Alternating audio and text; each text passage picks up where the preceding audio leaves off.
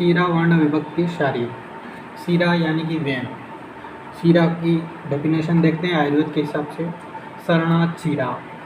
शीरा शीरा किसे कहते हैं? नॉर्मल भाषा में हम देखते हैं शीरा को जो शरीर के रक्त को हृदय की तरफ लेके आती है, जो शरीर का बॉडी में ऑल ओवर बॉडी से ब्लड इकट्ठा करके हार्ट तक लाती है, उसको शीरा कहती है। एक परिभाषा और देख लें आयुर्वेद के हिसाब से। शरीर की वह सभी नलियाँ ट्यूब से जो धातुओं का पोषण करने में वहन करती हुई अपने केंद्र स्थान यानी कि नाभि केंद्र स्थान कब तक रहेगा? जब एम्ब्रियोनिक स्टेज रहेगी।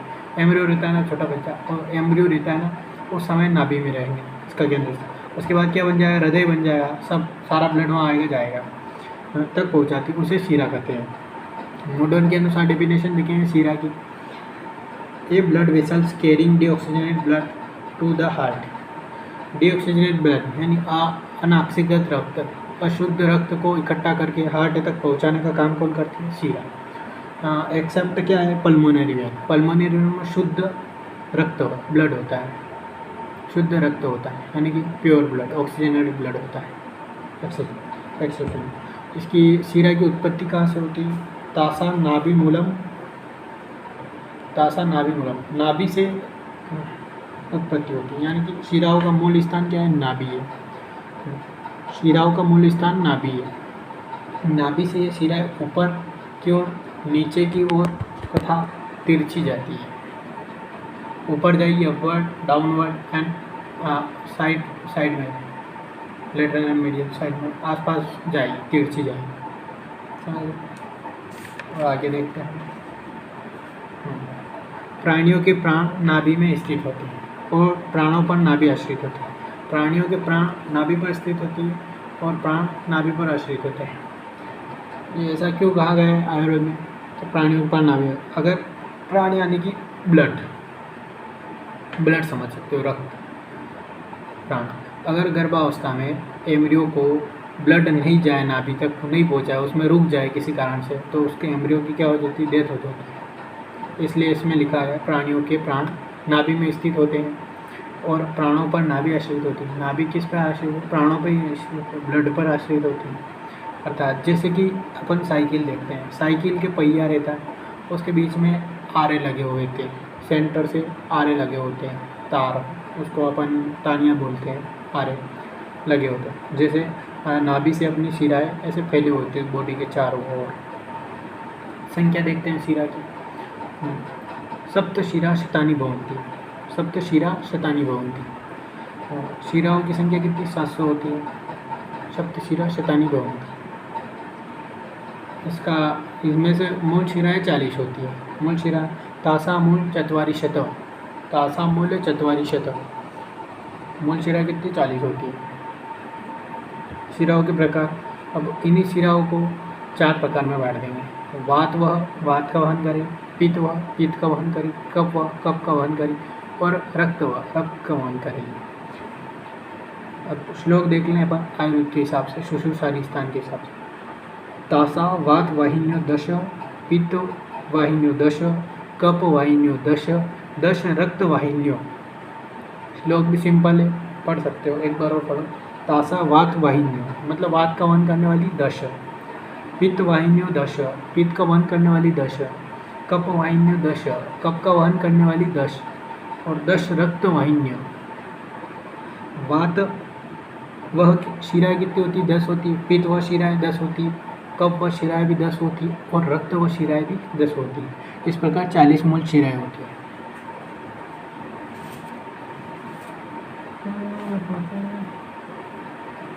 अपन देखते हैं पुनः 700 शिराओं का विभाजन करेंगे। 700 शिराएँ का विभाजन कैसे हो रहा ये देखते हैं। 700 शिराएँ होती हैं, उसमें से 4 भागों में बांटेंगे। वात व शिराएँ, पित्त व शिराएँ, कफ व शिराएँ और रक्त व शिराएँ। तो प्रत्येक 700 को 4 भागों में बांटोगे तो 175 शिराएँ वात व के लिए हो जाएगी और 175 शिरा पित्त व के लिए हो जाएगी और 175 शिरा कफ व के लिए हो जाएगी और 175 शिरा रक्त व शिराएँ हो जाएगी। अब वात व शिराओं का विभाजन देखेंगे। 175 शिराएँ वात व, तो उनका विभाजन देखते हैं अपन। वात होगा पहले कैसे देखेंगे? षडंग के अनुसार। षडंग के अनुसार कैसे? शाखा, कोष्ठ और जत्रुगत। शाखा शाखाओं में, और कोष्ठ मध्य शरीर समझ सकते, ऊर्जा ध्रुव रक्त विभाजन में ऊपर है। षडंगों के अनुसार विभाजन देखते हैं। शाखाओं में 100 शिराएं होती हैं। कितनी होती है? 100। कोष्ठ में होती है 34 शिराएं, 34 शिराएं, और ऊर्ध्व जतुगत में 41 शिराएं होती है। अब देखें शाखाओं में 100 शिराओं का विभाजन देखते हैं। शाखा मतलब अपने दोनों हाथ और दोनों पैर, मतलब दायां हाथ यानी कि राइट हैंड, बायां हाथ लेफ्ट हैंड, दायां पाद राइट लेग और बायां पाद लेफ्ट लेग। इनमें राइट हैंड लेफ्ट हैंड में, राइट हैंड में प्रत्येक में 25-25 शिराएं होती है। 25 चौक 100, 2 पैर और 2 हाथ है, तो 25-25 चारों में जाएगी तो 100 शिराएं हो जाएगी। शाखाओं की शिरा की काउंटिंग होगी 100। अब देखते हैं कोष्ठ। कोष्ठ में होती है 34 शिराएं। 34 शिराओं का विभाजन देखेंगे। कोष्ठ यानी मध्य शरीर में 34 शिराएं होती है, और 34 शिराओं का विभाजन देखते हैं। श्रोणी यानी कि पहली सृजन, पहली सृजन में 8 शिराएं जाती है। पार्श्व, पार्श्व यानी कि साइड, साइड में 2-2 शिराएं होती हैं, यानी कि 4 शिराएं होती है पार्श्व में। पीठ यानी कि बैक, बैक में 6 शिराएं होती है। पेट यानी कि एब्डोमेन रीजन, एब्डोमेन रीजन में भी 6 शिराएं होती हैं। और वक्षस्थल थोरेक्सिक साइड में भी 10 शिराएं होती हैं। ऐसे हो गई 34 शिराएं। 8 शिराएं श्रोणी पेल्विस में होती है, पार्श्व में 4 शिराएं होती है, पीठ यानी कि बैक में 6 शिराएं होती है, पेट यानी कि 6 शिराएं एब्डोमेन में होती है, वक्षस्थल यानी थोरेक्सिक साइड में होती है 10 शिराएं। अब देखते हैं ऊर्ध्व जत्रुगत शिराएं 41 होती है, यानी कि 41 शिराएं होती है।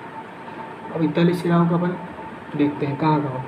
गर्दन में देखो तो 14 शिराएं होती है। गर्दन में कितनी? 14 शिराएं गर्दन में होती है। नेक और कानों में, ईयर में 2-2 शिराएं दोनों कानों में होगी, यानी कि 4 शिराएं होती है। जी हाँ, टन में कितनी? 9 शिराएं होती है, 9। नासिका, नोज में कितनी? 6 शिराएं होती है। आँखों में कितनी? आँखों में 8 शिराएं होती है। इसी प्रकार वात व शिराओं का विभाजन 175 अपन ने देख लिया।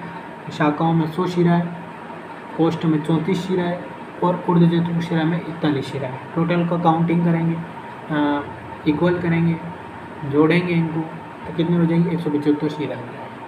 और वात व शिरा का देख लिया। अब देखते हैं पित्त व शिराओं का विभाजन। पित्त व शिराएं भी 175 होती हैं। इनका विभाजन देखते हैं। शाखाओं, कोष्ठ और ऊर्ध्व जत्रुगत शिराएं, जत्रुगत रीजन तीनों षडंग के अनुसार 3 भागों में। शाखाओं में, कोष्ठ में, ऊर्ध्व जत्रुगत। शाखाओं में 100 शिराएं होगी, वैसे कि वैसे ही। राइट हैंड में 25 शिराएं, लेफ्ट हैंड में 25 शिराएं, राइट लेग में 25 शिराएं, लेफ्ट लेग में 25 शिराएं। दायां हस्त, बायां हस्त, दायां पाद में 25-25 शिराएं चारों में होगी, 100 शिराएं ये होगी। कोष्ठ यानी मध्य शरीर में 34 शिराएं होती है। श्रोणी में कितनी शिराएं होती है? 8 शिराएं होती है। पार्श्व में 4 शिराएं होती है। पीठ में 6 शिराएं होती है। पेट में 6 शिराएं होती है। वक्षस्थल में 10 शिराएं होती है। वक्षस्थल में 10 शिराएं होती है। यानी कि यहाँ तक तो वात के समान ही इसका डिवीज़न है, पर ऊर्ध्व जत्रुगत शिराएं, ऊर्ध्व जत्रुगत पित्त वह शिराएं होती हैं, उनमें थोड़ा डिफरेंस आया। ऊर्ध्व जत्रुगत 41 शिराएं होती है। गर्दन में कितनी? वहाँ भी देखा था वात के लिए 14 शिराएं थी, तो यहाँ भी 14 शिराएं। कानों में कितनी? यहाँ 2 शिराएं, वहाँ 4 शिराएं थी कान के लिए। पित्त का वहन, वहाँ वात का वहन ज़्यादा होता है, यहाँ पित्त का वहन मतलब कम होगा, जो 2 शिराएं हैं। जी हाँ, में 9 शिराएं वहाँ भी थी, तो यहाँ भी है। वातवा भी 9 शिराएं थी। नासिका में भी 6 शिराएं वातवा के लिए थी, तो यहाँ भी थी। आँखों में यहाँ 10 शिराएं थे, तो वातवा के लिए वहाँ 8 शिराएं थी। तो आँखों में पित्तवा के लिए कितनी? 10 शिराएं। ये याद रखो। कान में यहाँ 2 होती है, आँखों में 10 होती है, वहाँ कान में 4 होती है, वहाँ आँखों में 8 होती है। वैसे इधर थोड़ा रिप्लेसमेंट हो गया। इसी प्रकार पित्त व शिराओं का विभाजन किया गया। इसी हिसाब से आपको इसी प्रकार कफ व शिरा और रक्त व शिराओं का भी विभाजन इसी नाम, जो पित्त का है ना, वही कफ और रक्त व शिराओं का विभाजन है। अब सर्ववाह शिरा क्या होती है, इसको पढ़ें। सर्ववाह शिरा नहीं वात शिरा के चिन्ह पित्त केवल तथा श्लेष्माण वा वहन्त्येता ये अतः सर्वथा स्मृतम। नहीं वातम शिरा केवल वात का ही नहीं, के चिन्ह पित्त केवल पित्त का ही नहीं, तथा श्लेष्माण वहन्त्येता या श्लेष्मा का ही नहीं, अतः सर्ववाह स्मृत, ये सब चीज़ों का बराबर भागों में वहन करती है। देखते हैं आगे।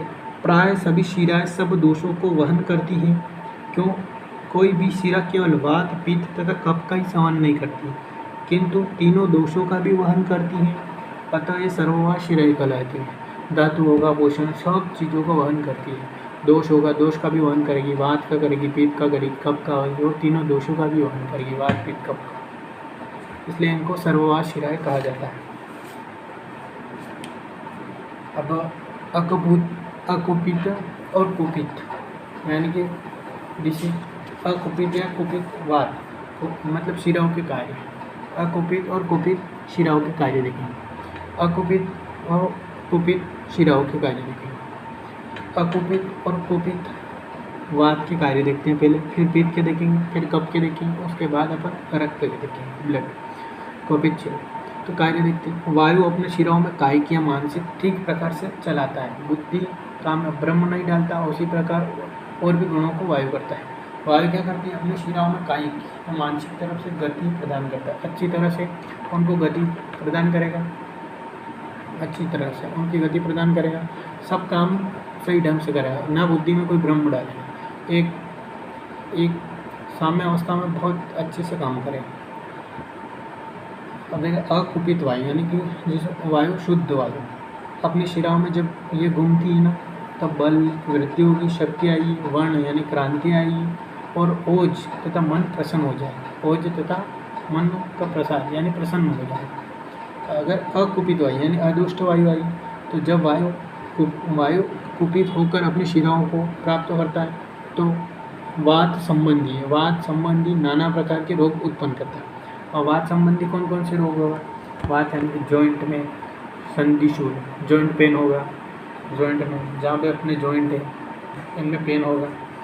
अपचन, इनडाइजेशन होगा, डाइजेशन सही ढंग से नहीं होगा, अपचन, ये दोनों डिसीज होती है। और भी डिसीज होती है, पर यहाँ पर मेनली अपना 2 डिसीज देखिए, जॉइंट पेन एंड इनडाइजेशन। शिराचारी कुपित, अकुपित और कुपित पित्त के कार्य। पित्त का देखते हैं। अकुपित पित्त क्या करेगा? जो अशुद्ध पित्त है वो क्या करेगा?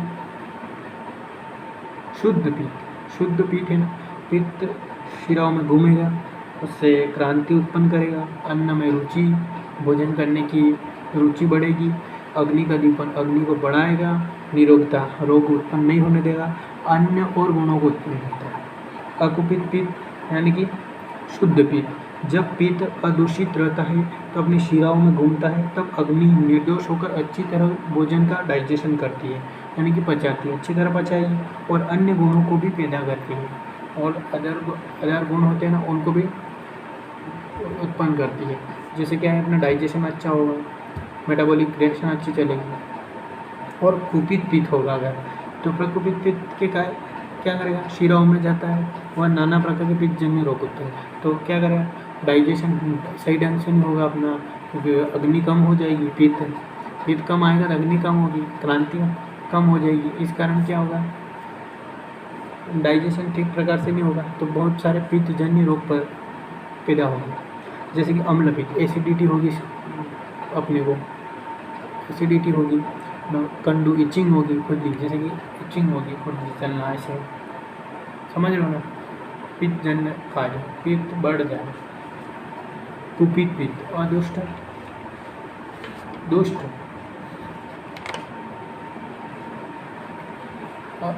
शिराचारी, कुपित और कुपित कफ के कार्य। अब कफ को देखते हैं। कफ अपनी शिराओं में घूमता हुआ अंगों में स्नेह यानी कि लुब्रिकेशन, चिकनता, संधियों में स्थैर्य, स्थिरता रखता है जहाँ जॉइंट्स होते हैं, बल और अपने अन्य गुणों को उत्पन्न करता है।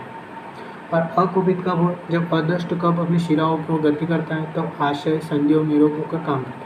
जहाँ पर जॉइंट होते हैं ना, अपने जॉइंट में लुब्रिकेशन प्रोवाइड करेगा, साइनोइड पड़ा होगा तो वहाँ क्या करता है कि लुब्रिकेशन प्रोवाइड करता है, तो स्थैर्य और स्थिरता लाता है उनमें, बल और अन्य गुणों को उत्पन्न करता है संधियों में, तो ये क्या अच्छी तरह से ना रोगों को कम करेगा, निरोग रखेगा, तो कोई रोग होने नहीं देगा।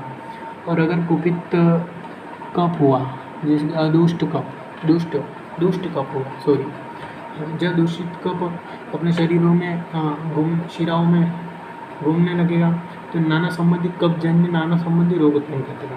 जैसे क्या? एनोक्सिया, अरुचि, एनोरेक्सिया, या फिर इंसोम्निया, नींद का अधिक आना, नींद आना, बहुत सारी नींद आना। क्या है, कफ बढ़ जाएगा तो नींद आना, ये होता है, समझ सकते हो। ये क्या है, कुपित कफ है। अब निज शिरागत अकुपित कुपित रक्त के ज्ञान, रक्त के कार्य देखते हैं। रक्त अपनी शिराओं में फिरता हुआ धातुओं का पूर्ण पोषण करता है, क्रांति करता है, अच्छी तरह से स्पर्श इंद्रिया होती है ना, उनका ज्ञान कराता है, अन्य गुणों को उत्पन्न करता है। अकुपित रक्त है ना, अपनी शिराओं में फिरता है, वह भली भांति प्रकार का इंद्रियों के शुभारंभ को जानता है, शुभाशुभ इंद्रियों का ज्ञान प्रदान करता है, शुभ अशुभ अपने लिए सही है या गलत ये ज्ञान प्राप्त कराता है। तथा वर्ण और स्थिरता, कला स्थिरता, धातुओं की पुष्टि अन्य गुणों को भी करता है, धातुओं की पुष्टि करेगा, अन्य गुणों को भी करेगा। और कुपित रक्त को देखते हैं। कुपित जब रक्त कुपित हो, रक्त जब अपने शिराओं को प्राप्त होता है तो रक्तजन्य नाना प्रकार के रोग होते हैं। रक्त ब्लड में अगर दुष्ट ब्लड है तो उसमें बहुत सारे डिजीज होते हैं, जैसे गाउट, रक्तपित्त, क्या बोलते हैं इसको, रक्तपित्त, गाउट होता है, पढ़ा होगा आपने। और रक्तचाप का बढ़ जाना यानी हाइपरटेंशन यानी कि ब्लड प्रेशर बढ़ जाएगा, जिससे टेंशन होगी तो ब्लड प्रेशर भी बढ़ेगा, हाइपरटेंशन हो जाएगा।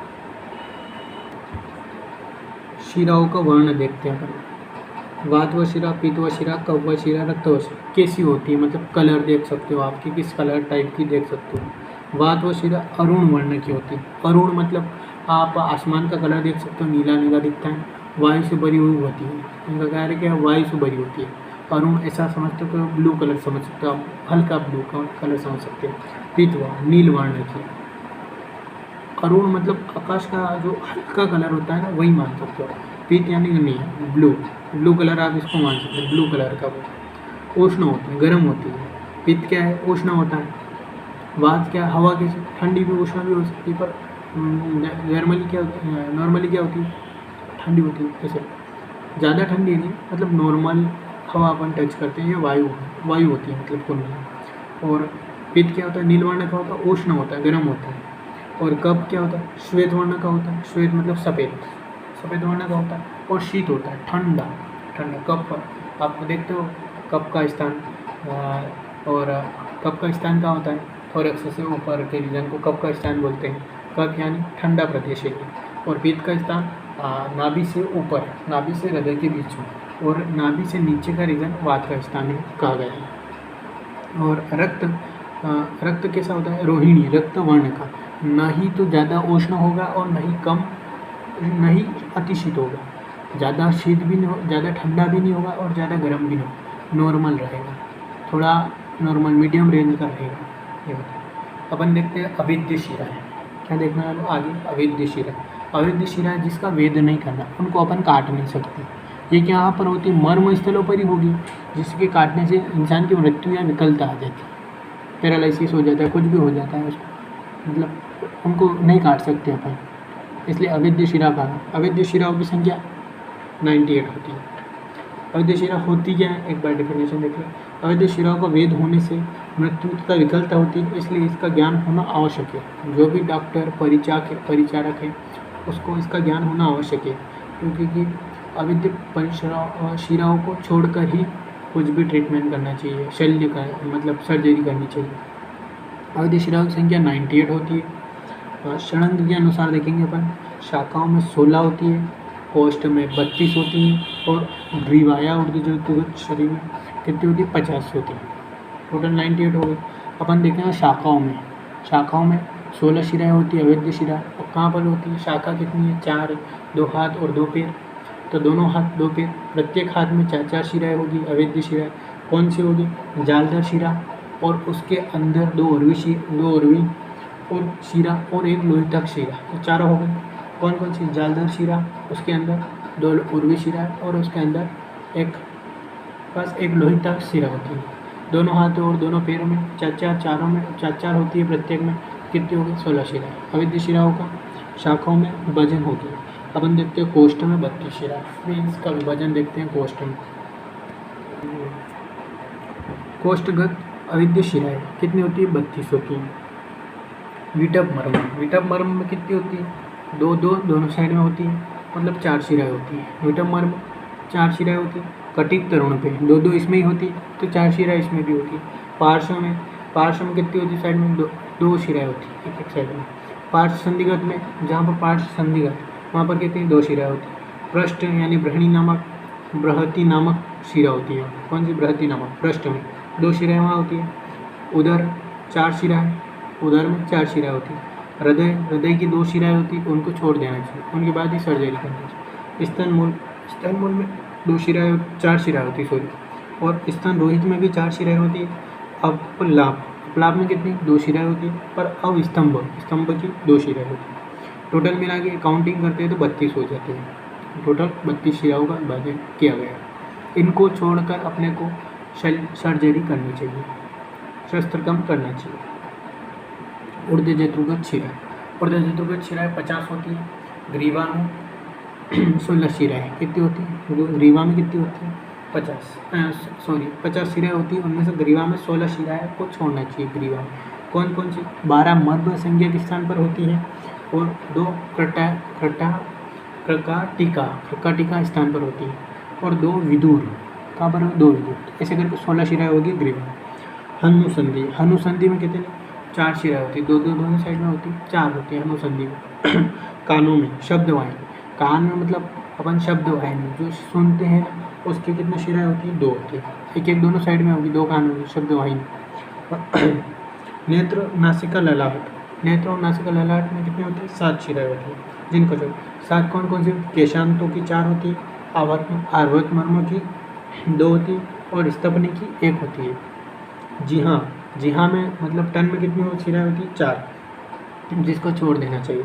2 रस्व, जो रस का ज्ञान करवाती है, 2 रस्व और 2 वाग्व जो बोलने का काम करा दिया ना, जैसे कि मैं बोल रहा हूँ इसको छोड़ देना चाहिए। इनको काट देंगे क्या? आवाज़ चली जाएगी, रस का ज्ञान नहीं होगा, उसको काट दिया रसवाहिनी में, ऐसे हो जाता है। नासिका में कितनी होती है? 5 होती है, उनको छोड़ना चाहिए। और नेत्रों में कितनी होती है? 2 नेत्र है तो एक दोनों नेत्र होंगे, उनको छोड़ देना चाहिए। दृष्टि चली जाएगी उनको वेद्य होने से। शंख में कितनी होती है? 2 शिराएं होती है। और सिर में कितनी? 8 शिराएं होती है। कौन कौन सी होती है? उत्प्रेक्ष मर्मों में 2, सीमांतों में 5 और अधिपति मरेक में 1। अधिपति में 1 कितनी टोटल? ये शिरा शारीर स्थान के चैप्टर 7 के अनुसार पूरा एक्सप्लेन किया है। आप देख सकते हो और पढ़ सकते हो, स्क्रीनशॉट ले सकते हो और पढ़ सकते हो अच्छे से। धन्यवाद।